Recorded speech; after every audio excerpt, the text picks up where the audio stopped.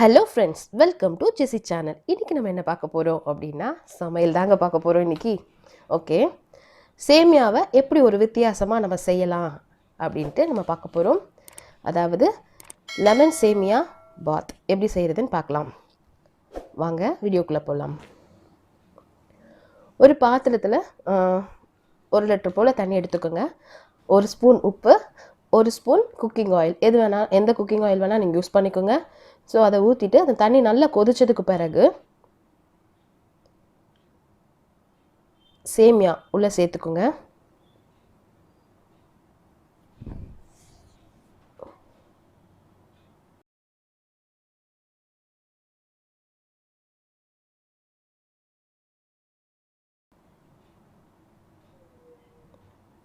அதை நல்லா அந்த தண்ணியில் வந்து ஃபுல்லாக எல்லா இடத்துலையும் ஸ்ப்ரெட் ஆகிற மாதிரி நம்ம நல்லா அதை ஒரு கலர் கலரிக்குங்க.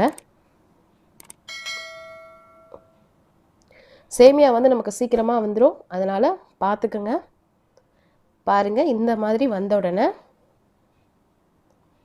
ஸ்டவ் ஆஃப் பண்ணிவிட்டு இந்த மாதிரி ஒரு இதில் வடித்து எடுத்துக்கோங்க. இது ரொம்பவே ஈஸியாக செஞ்சிடலாம். அதுக்கப்புறம் ஒரு பேனில் ஒரு 2 ஸ்பூன் எண்ணெய் ஊற்றிக்கோங்க, குக்கிங் ஆயில். ஒரு 1/4 ஸ்பூன் கடுகு போட்டு வெடித்ததும்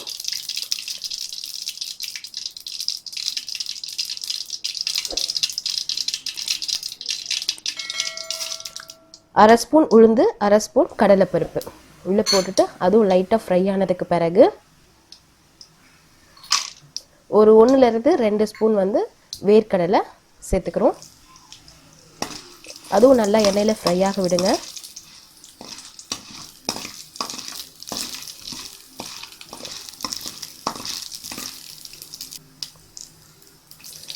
அதுக்கப்புறம் ஒரு பச்சை மிளகாவை 2ஆக கீறி போட்டுக்குங்க. இது நம்ம காரத்துக்கு ஏற்றாப்புல நீங்கள் சேர்த்துக்கலாம். நாங்கள் ஒரு பச்சை மிளகாய் போட்டிருக்கோம். உங்களுக்கு ஒருவேளை காரம் நிறைய தேவை அப்படின்னா ஒரு 2-3 பச்சை மிளகாய் சேர்த்துக்கோங்க.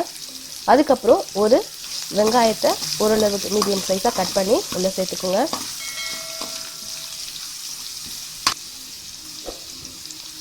ஒரு கொத்து கருவேப்பிலை சேர்த்துக்கோங்க.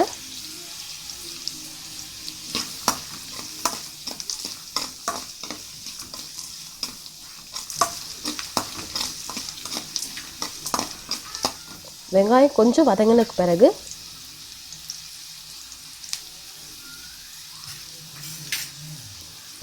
ஒரு 1/4 ஸ்பூன் மஞ்சள் தூள் சேர்த்துக்கோங்க.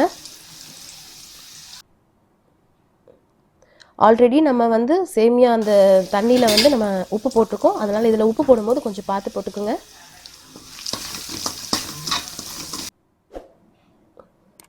அந்த மஞ்சள் தூள் உப்பு எல்லாமே எல்லா பக்கமும் சேர்கிற மாதிரி நல்லா கிண்டி விடுங்க.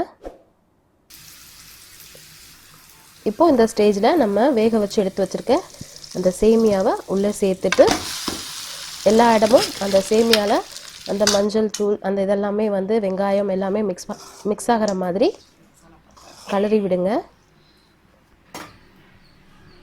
கிட்டத்தட்ட நம்மளுடைய டிஷ் முடிஞ்சிருச்சு. ஒரு கை தேங்காய் துருவல் எடுத்திருக்கேன், அதையும் உள்ளே சேர்த்துக்குங்க. தேங்காய் துருவல் போடுறதுனால ரொம்பவே டேஸ்ட்டாக இருக்கும் நம்மளுடைய சேமியா.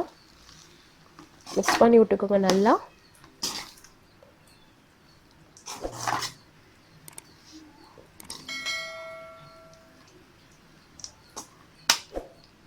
கடைசியாக ஒரு அரை எலுமிச்சை பழத்தை எடுத்து சேமியாவில் எல்லா பக்கமும் படுற மாதிரி பிழிஞ்சு விட்டுக்குங்க.